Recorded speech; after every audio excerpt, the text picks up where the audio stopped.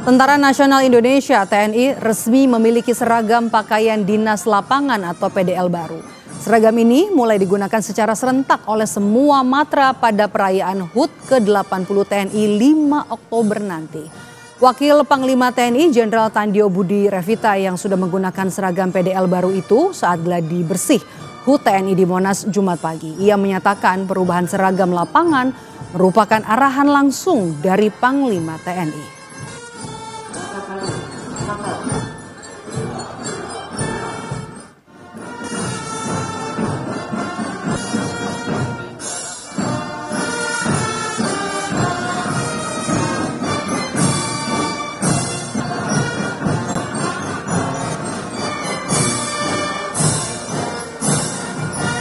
Warna PDL TNI ini baru nih Pak, ya, infonya ada keputusan Panglima sudah menetapkan ya, PDL. Ini sebetulnya dari keputusan sama Panglima, kita pakai ini saya di Makassar dan nanti tanggal 5 Oktober semuanya kita pakai. Kemarin pertanggal 27 September. September. Semua matra berarti ya. Ada filosofis khususnya nggak sih Pak? Kenapa? Motifnya begini ketimbang yang sebelumnya? Sama kayak yang acara itu. parade senja Sekarang kan ini kan durengnya kan namanya dureng Malvinas yang lama ya. Ya dari tahun 82. Perang Malvinas tahun berapa itu? 80-an. Nah, 82 kan, jadi kayak dureng Malvinas. Jadi itu yang pertama. Yang kedua ya vegetasinya ya. Jadi kalau kita masuk ke hutan dan sebagainya ini lebih tersama. Menyambut HUT ke-80 TNI, Panglima menghadiahi prajurit dengan seragam baru. Apa maknanya? Kita bahas bersama Guru Besar Ilmu Politik dan Keamanan Universitas Padjadjaran, Prof. Muradi. Prof, selamat petang. Selamat petang, Mbak. Assalamualaikum warahmatullahi wabarakatuh. Sehat selalu, Mbak. Waalaikumsalam warahmatullahi wabarakatuh. Prof, nanti kita akan bahas juga soal fungsinya. Tapi kalau selain fungsi dan juga selain ini sudah lama motifnya, Anda menangkap, mencermati ada makna atau simbol lain dari perubahan seragam TNI? Ya, ada 3 hal ya. Yang pertama memang ini refreshment. Ini penyegaran yang saya kira penting untuk setelah hampir 40 tahun lebih ya menggunakan seragam dengan model loreng Malvinas kalau dalam istilah tadi Pak Wakil Panglima.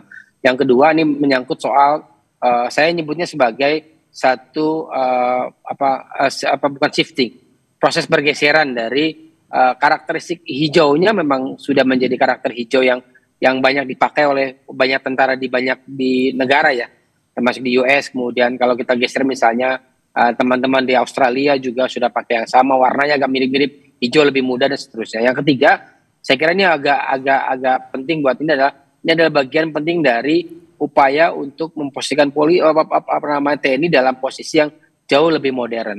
Kenapa? Karena warnanya jauh lebih energik dibanding sebelumnya. Artinya apa? Artinya model-model yang ini kemudian menjadi salah satu poin kenapa kemudian warna itu dipilih dan motif itu dipilih. Saya kira itu menjadi salah satu yang nggak kalah pentingnya. Kenapa kemudian pergantian warna, pergantian motif dan juga pada akhirnya pergantian seragam yang dimiliki oleh teman-teman di TNI begitu, Mbak. Tapi Prof. Muradi, artinya apakah lorengnya, warnanya memang lebih relevan dengan berbagai tantangan yang akan dihadapi TNI di usia ke-80?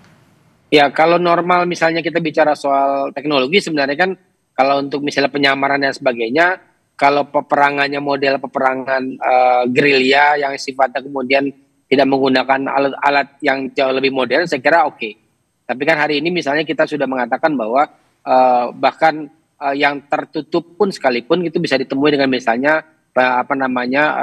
radar pencari panas dan seterusnya. Tapi saya kira dalam fase proses shifting tentara Indonesia dari tentara yang kemudian lebih banyak menjadi bagian dari peperangan konvensional ya, itu ke peperangan yang jauh lebih modern. Saya kira ini menjadi salah satu integrasi yang perlu dihargai juga. Kenapa kemudian? Karena tentara kita sekali lagi tadi bilang warna ini sudah menjadi warna kecenderungan yang digunakan oleh banyak negara yang memang pada akhirnya kemudian menegaskan ada nilai penyamaran tadi supaya kemudian tidak terintegrasi terlalu jauh dengan misalnya warna-warna yang ada di alam. Jadi memang pada akhirnya memang perlu ditegaskan seperti itu. Saya kira itu poin pentingnya. Oke. Nah, dalam rangkaian HUT kan juga kemarin ada parade di Teluk Jakarta yang cukup besar. Terus juga dibilangin di HUT nanti juga akan lebih meriah, lebih masif lagi. Ini apa yang bisa dan mau ditunjukkan TNI sih sebenarnya dengan parade alutsista yang semakin besar dari 3 matra?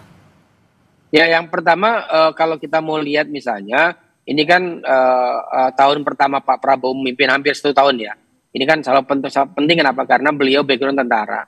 Saya kira ini juga menjadi salah satu pembeda dengan presiden sebelumnya, di mana kemudian karena Pak Prabowo backgroundnya tentara, maka beliau ingin pengembangan, penentuan, kemudian persepsi publik berkaitan dengan posisi TNI harus jauh lebih positif, lebih modern. Yang kedua, ini juga kemudian memberikan sinyal ke teman-teman di negara-negara regional ya, katakanlah di Asia Tenggara dan kemudian di Asia Pasifik, bahwa Indonesia dalam posisi sekarang itu sudah melakukan pengembangan yang serius terkait dengan kekuatan di tiap matra. Nah, yang ketiga saya kira juga penting ini untuk kemudian memastikan bahwa ini menjadi inspirasi betul, misalnya ketika Pak Prabowo datang ke acara HUT parade militer yang ada di China bulan September awal ya, itu kan menjadi mungkin menginspirasi juga bahwa kemudian Indonesia sebagai satu kekuatan di regional juga memiliki hal yang kurang lebih mirip dengan yang dimiliki oleh China. Paling tidak misalnya ini akan menjadi progres baru untuk pengembangan kekuatan militer Indonesia di minimal sekali di regional ya, di Asia Pasifik dan juga Asia Pasifik begitu, Mbak. Artinya bisa dibilang momentum juga untuk memamerkan kekuatan pertahanan Indonesia termasuk di mata internasional? Ya, artinya ini ada dua konsekuensi. Pertama, langkah Pak Prabowo untuk memodernisasi alutsista itu nggak boleh berhenti. Kenapa? Karena orang misalnya kemudian kita di dunia internasional misalnya memperdebatkan apakah penting Indonesia memiliki misalnya kapal induk. Itu kan artinya memang perlu kemudian tidak boleh berhenti. Yang kedua adalah pengembangan terus-menerus misalnya soal pengembangan industri pertahanan kita untuk bisa menopang. Karena dua konsekuensi ini saya kira penting buat kita semua. Karena kalau ini hanya sekedar misalnya hari ini saja atau misalnya tanggal 5 saja nanti, sementara kemudian berikutnya tidak secara konsisten terus-menerus, maka orang akan menangkapnya berbeda.